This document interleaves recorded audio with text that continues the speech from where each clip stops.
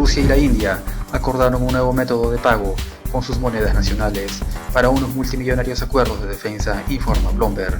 Este paso permitirá evitar la presión de las sanciones de Estados Unidos y aumentar la demanda del rublo ruso. En un futuro próximo, Moscú recibirá la primera parte del tramo para la construcción de 2 buques de guerra para la flota india, fragatas de la serie 11.356, por un valor de $950 millones. La decisión de cambiar la moneda del contrato por el rublo se tomó debido a la política de sanciones de Estados Unidos. Hace 2 años Estados Unidos incluyó en la lista negra a Rosoboronexport en virtud a la ley para contrarrestar a los adversarios de Estados Unidos a través de sanciones.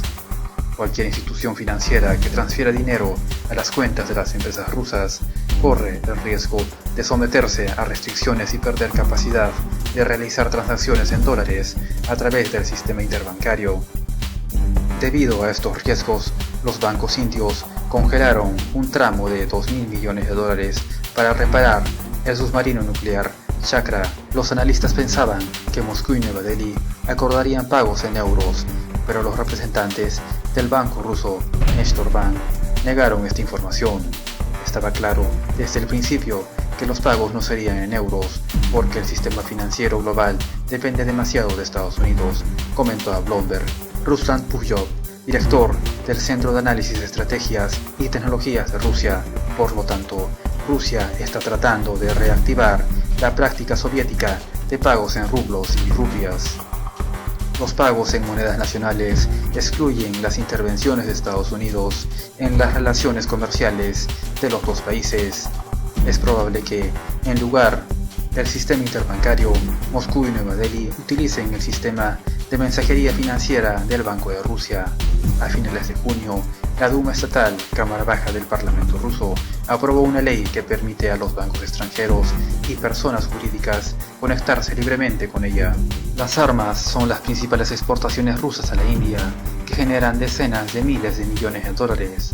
El contrato más grande hasta ahora es el suministro de 5 regimientos de sistemas antiaéreos S-400 Triumph por un valor de más de $5.000 millones.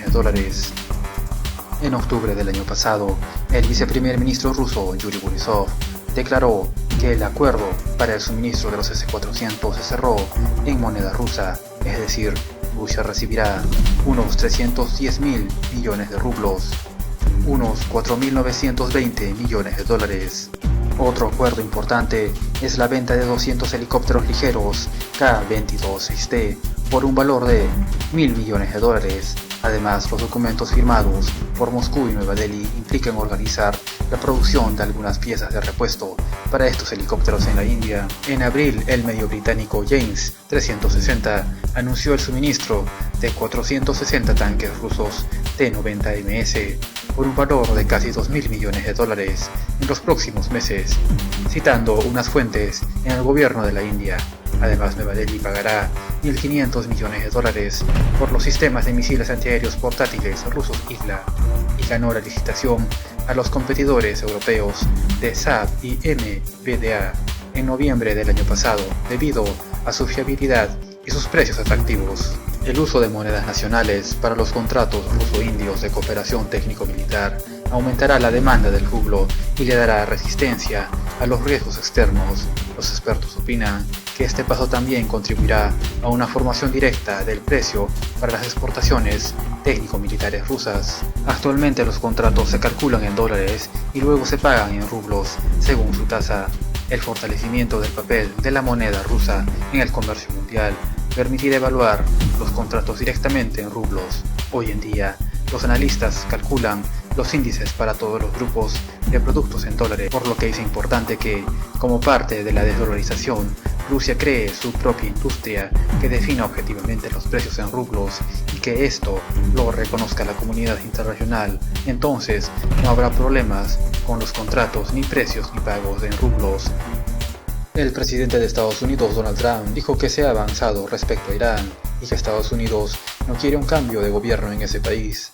Durante las últimas semanas, Estados Unidos anunció el envío de importantes refuerzos militares a Medio Oriente con el fin de contener a Teherán y sus grupos subsidiarios, a los que acusan de realizar actos de sabotaje contra buques petroleros en la zona, entre ellos los ataques del 12 de mayo cerca del puerto emiratí de Fujairah y los del 13 de junio en el Golfo de Omán.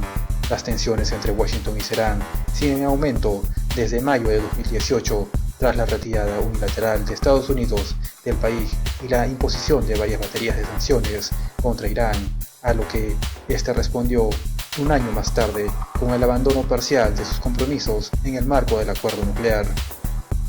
Un alto mando militar persa advierte a los enemigos contra cualquier aventurismo contra Irán y amenaza con adoptar una estrategia ofensiva en lugar de defensiva.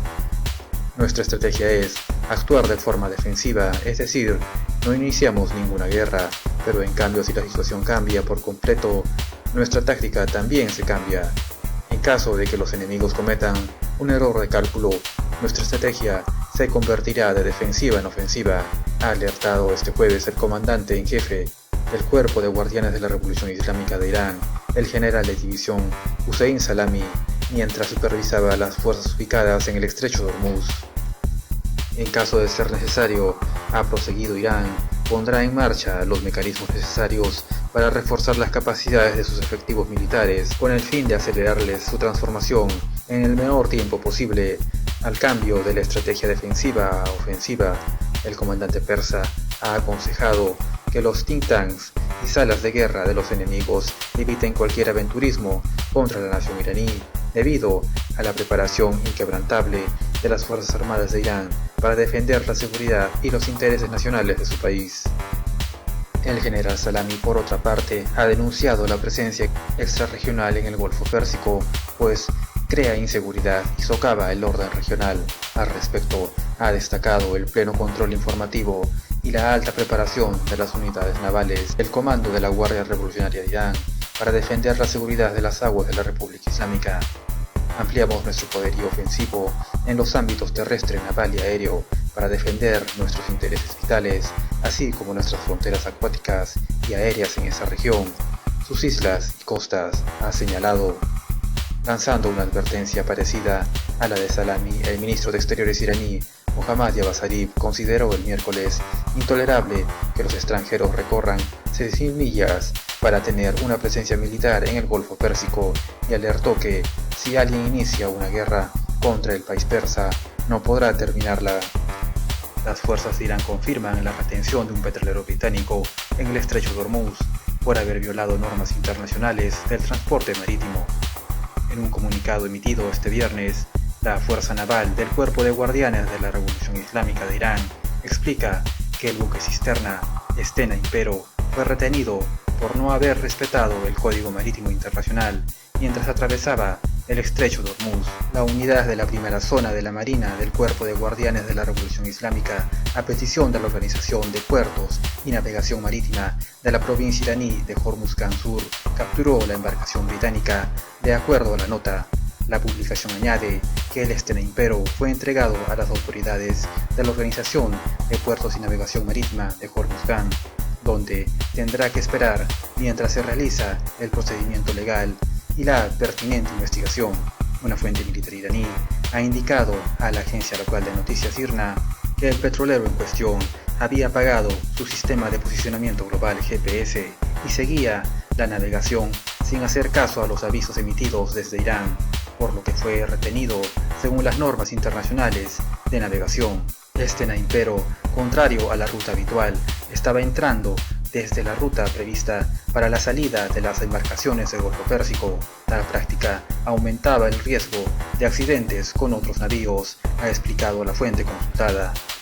El Ministerio Británico de Defensa ha reaccionado ante los hechos, destacando la importancia de llevar adelante urgentemente una investigación sobre lo que ha ocurrido con el aludido petrolero que iba rumbo a Arabia Saudí a la hora de retención. El gobierno británico, a su vez, ha explicado que está evaluando la situación luego de escuchar lo acontecido en el Golfo Pérsico.